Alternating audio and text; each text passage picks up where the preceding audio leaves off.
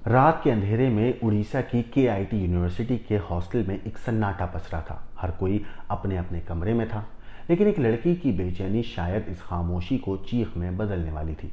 16 फरवरी की वो रात जब प्रकृति लामसाल ने आखिरी बार अपनी मां से फोन पर बात की, तब किसी को अंदाजा भी नहीं था कि कुछ घंटों के बाद उसकी लाश हॉस्टल के कमरे में पड़ी मिलेगी।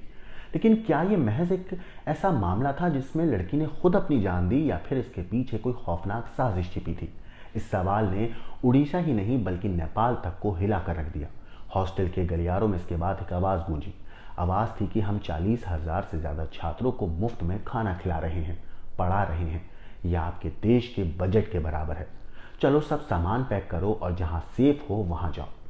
ये शब्द केआईटी यूनिवर्सिटी की स्टाफ मंजूषा पांडे और जयंती नाथ के थे, जो नेपाली छात्रों को हॉस्टल छोड़ने के लिए मजबूर कर रहे थे। लेकिन आखिर क्यों? क्या ये सब प्रकृति की मौत से जुड़ा था? प्रकृति के पिता सुनील लामसाल की आंखों में भी आंसू थे, लेकिन उनके शब्दों में गुस्सा भरा हुआ था। दैनिक भास्कर की खबर के मुताबिक प्रकृति के पिता ने कहा है कि यूनिवर्सिटी को 6 महीने पहले से पता था कि मेरी बेटी परेशान थी। अगर हमें एक ईमेल भी कर दिया होता तो शायद मेरी बेटी बच जाती। वैसे इस बीच इंटरनेट पर एक ऑडियो क्लिप भी वायरल हुई, जिसमें एक लड़की रो रही थी और एक लड़का उसे गालियां दे रहा था।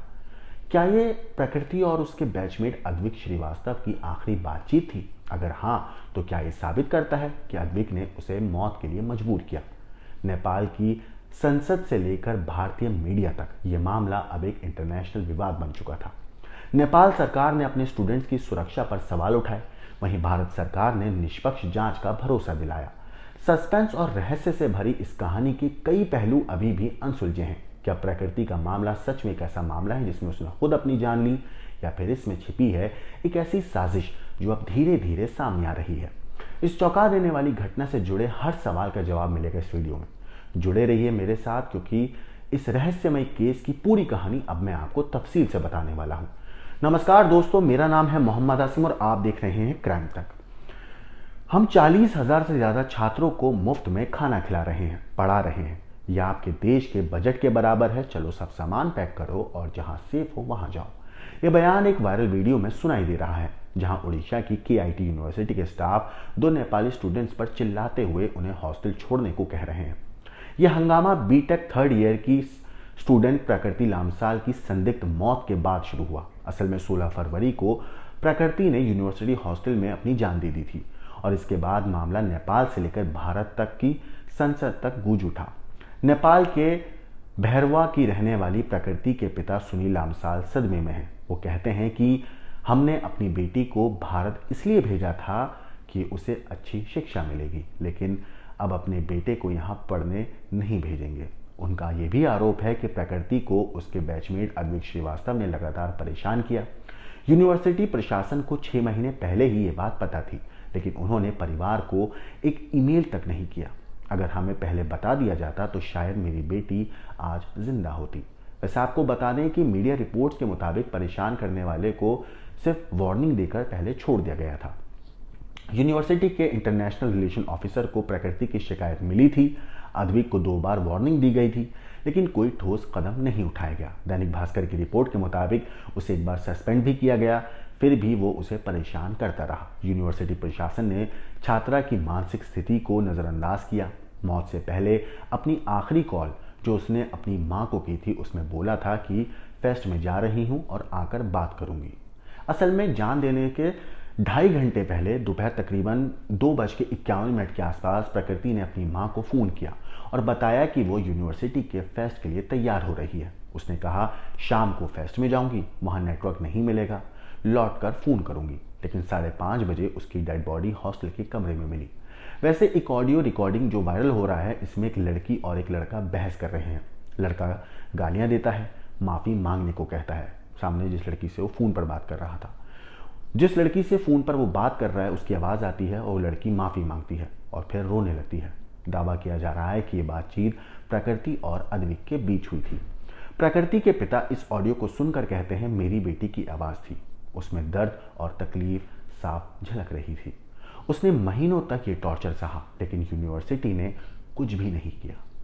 नेपाल के छात्रों का इस पूरे मामले पर आरोप है कि हमें जबरन हॉस्टल से निकाला गया, प्रकृति की मौत के बाद नेपाली छात्रों ने यूनिवर्सिटी के खिलाफ प्रदर्शन किया, लेकिन प्रशासन ने उन्हें दबाने की कोशिश की।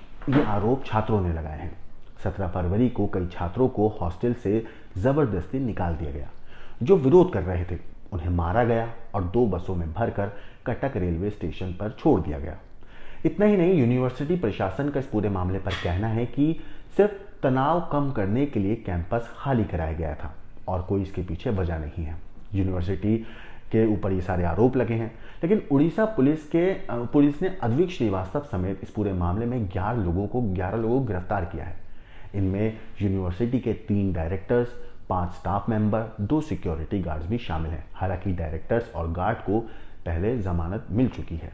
वहीं उड़ीसा सरकार ने high level fact finding committee बना दी है, जो इस पूरे केस की गहराई से जांच कर रही है, पता लगा रही कि आखिर सच क्या है।